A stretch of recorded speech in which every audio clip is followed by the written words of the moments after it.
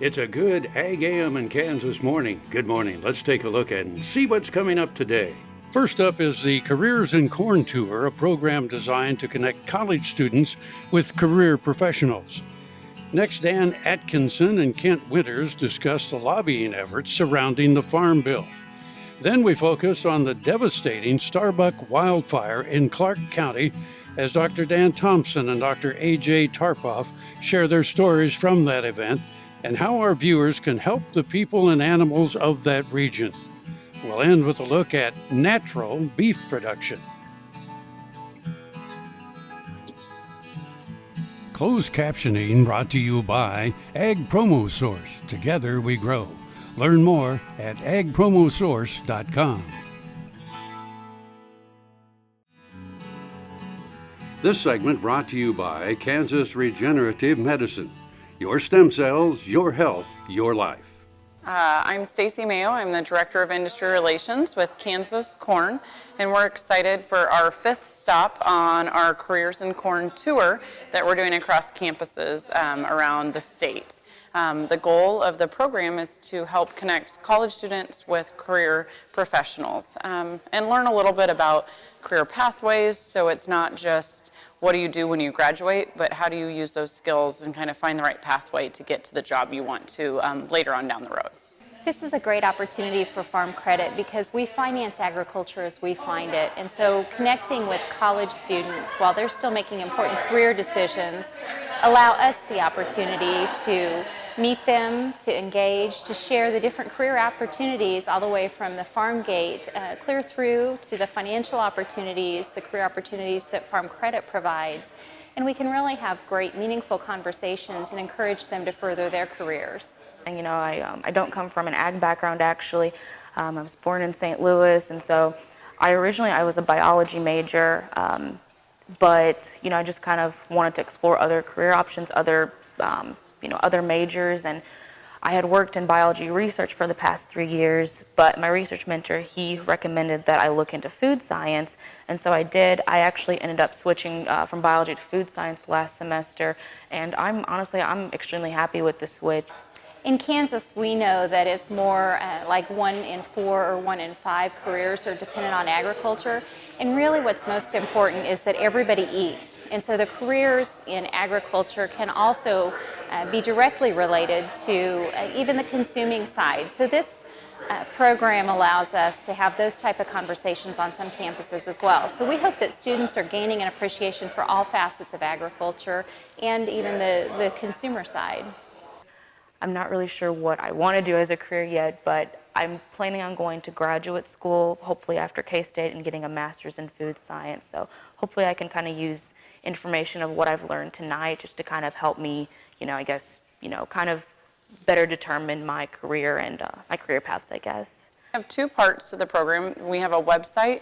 If you go to kscorn.com/careers, that gives you, there's a bunch of different industry professionals that are profiled there, and that gives you some insights. And then we've also had the events. The stop in Manhattan is our 5th stop. So far we've had about 80 students across the 4 community colleges and stopped at Fort Hays, and we've had great interaction. A lot of it is learning about all of the various aspects of each of the companies or industries we've talked with. So maybe not just, for example, for a seed company, not just the agronomist or the seed salesman, but also thinking about all the other roles that play into those organizations. So making good connections and helping students just understand a little bit more about career potential.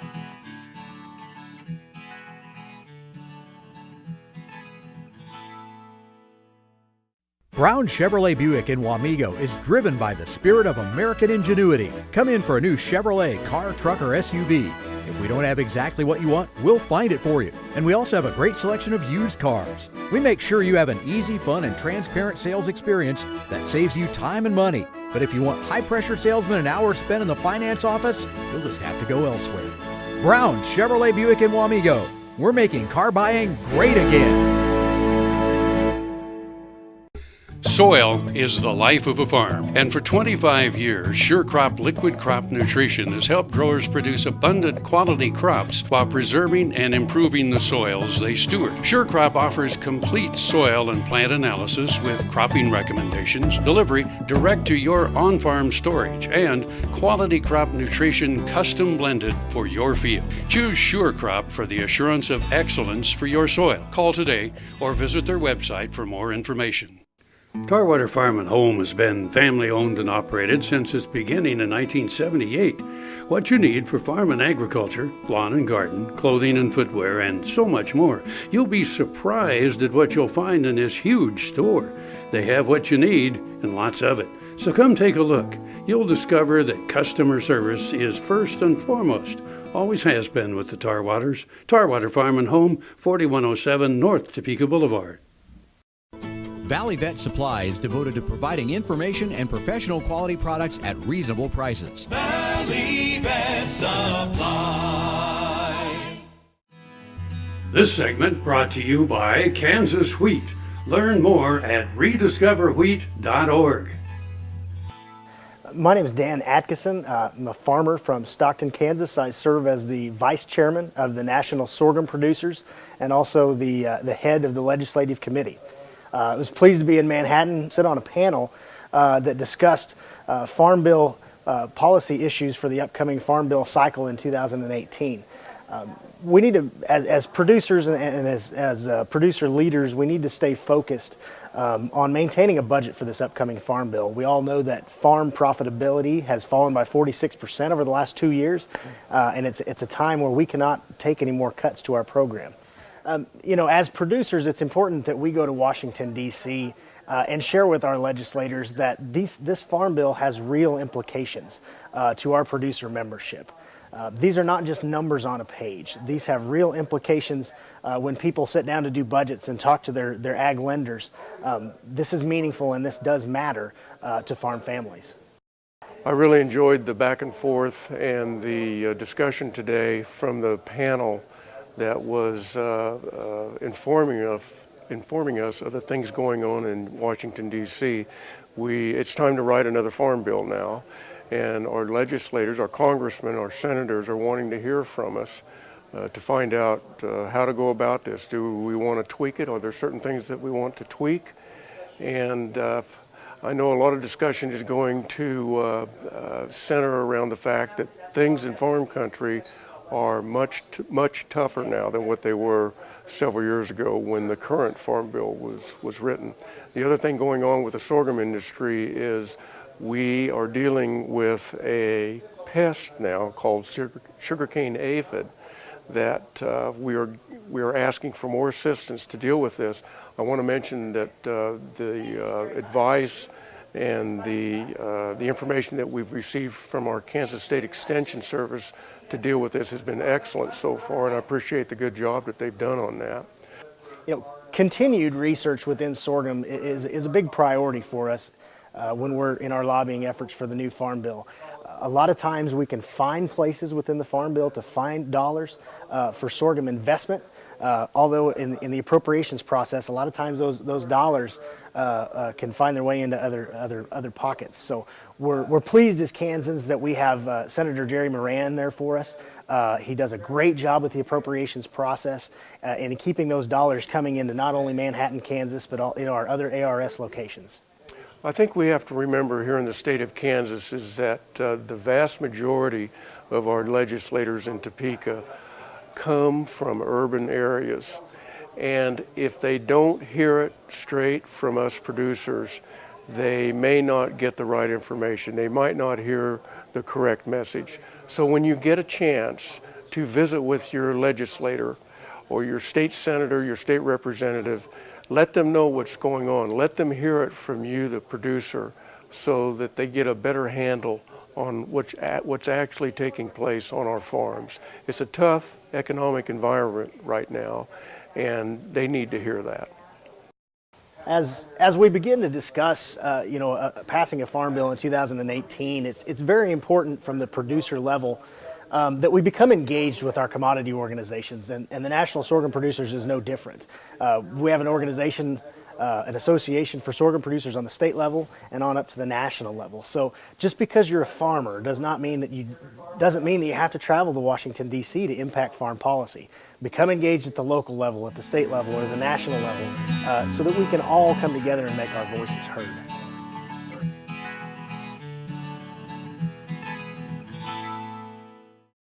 It's time, the Great Bend Farm and Ranch Expo, April 5th, 6th, and 7th in Great Bend, Kansas. 700 booths filled over 80 acres of exhibits. Dale Brisby, the 6th and 7th at 1 o'clock, sponsored by American State Bank. Find all your livestock equipment needs, precision tillage equipment at the Great Bend Farm and Ranch Expo. Free admission, free parking. Corporate sponsors American Hat Company, Great Bend Co-op. Go to starexpos.net. That's April 5, 6, 7. You don't want to miss it. Ag Promo Source is a unique group of marketing specialists with one mission: help your ag business grow. Each affiliate has their own area of expertise, and they work together to bring you advice, products, and services. To get started, visit agpromosource.com. Ag Promo Source. Together we grow. Grain sorghum is one of the most important cereal crops worldwide, and Kansas leads the nation in its production. Over the years, sorghum has been either exported, used in animal feed domestically, or for other industrial uses. Recently, its use in the ethanol market has seen tremendous growth, with 30% of domestic sorghum typically going to ethanol production. Kansas Grain Sorghum is committed to sorghum research, market development, and education. Learn more at ksgrainsorghum.org. This segment brought to you by Sure Crop. Liquid crop nutrition delivered right to your farm. Hey there, folks. Dr. Dan here from AGam in Kansas and Doc Talk. And, you know, the wildfires that occurred in southwest Kansas, the Oklahoma Panhandle, and West Texas, they affected a lot of people in a lot of different ways. But the one thing that was the positive of this is to just see how selfless most people in our industry and in agriculture really are. And people beyond agriculture, so many people wanting to give, people in churches, people in communities that want to provide help, they want to provide money, they want to provide hay, they want to provide fencing supplies.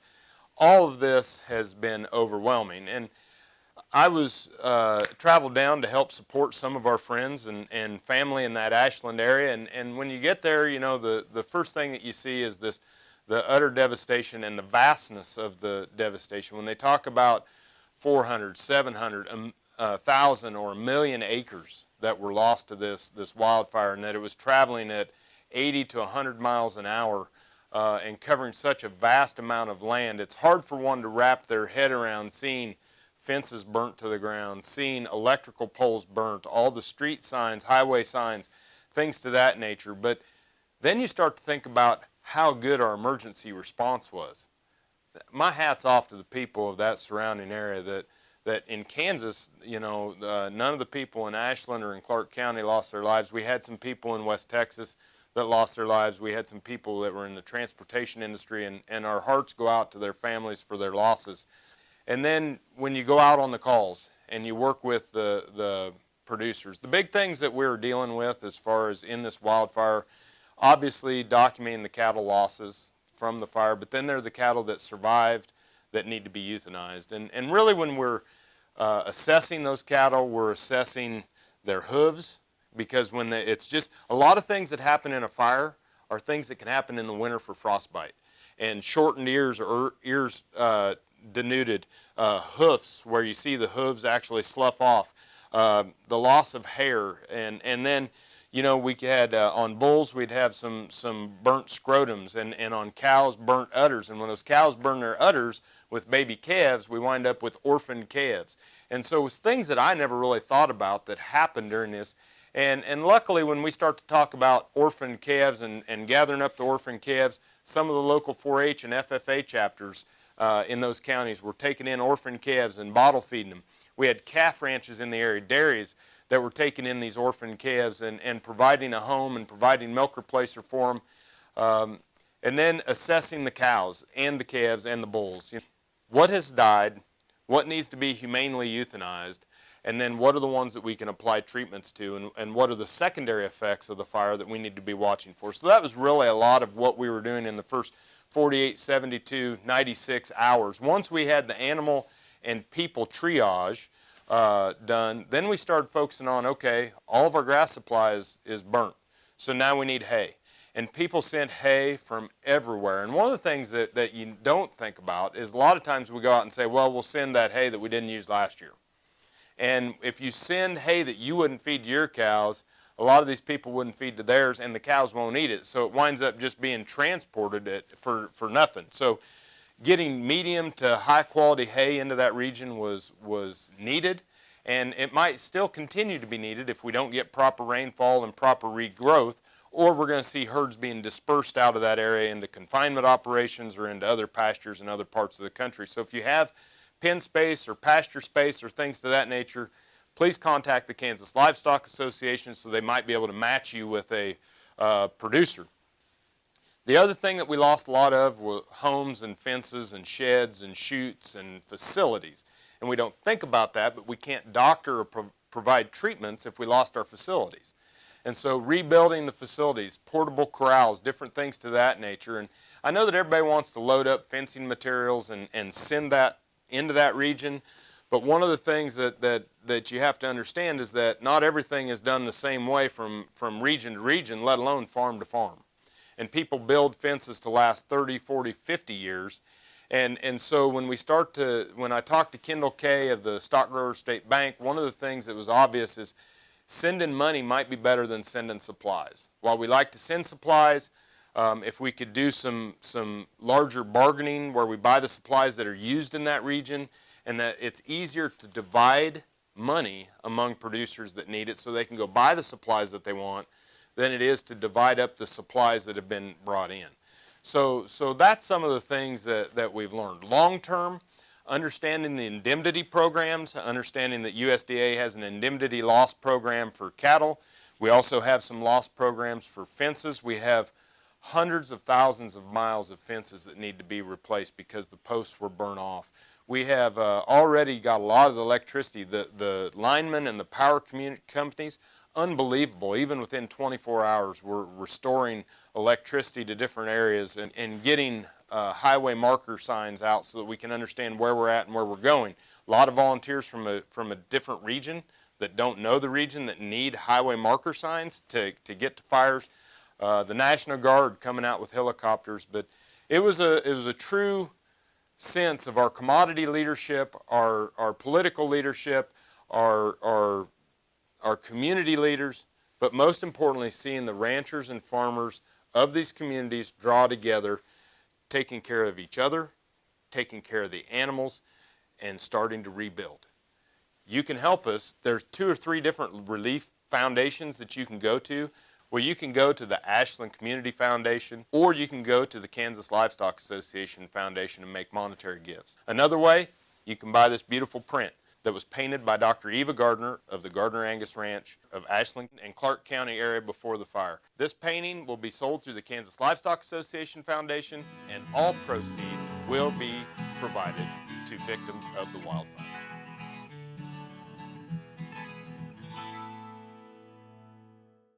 It's time, the Great Bend Farm and Ranch Expo, April 5th through the 7th in Great Bend, Kansas. This is your regional expo held in the heart of Kansas. J.D. Wing Horse Clinician all 3 days, sponsored by T-Cross Ranch and Bobby Norris Realty. Bradford Cattle Dogs, Border Collie demos all 3 days. Live cattle, beer garden, 80 acres and 3 buildings of exhibits. Corporate sponsors American Hat Company, the Great Bend Co-op. Go to starexpos.net for more information. April 5, 6, 7.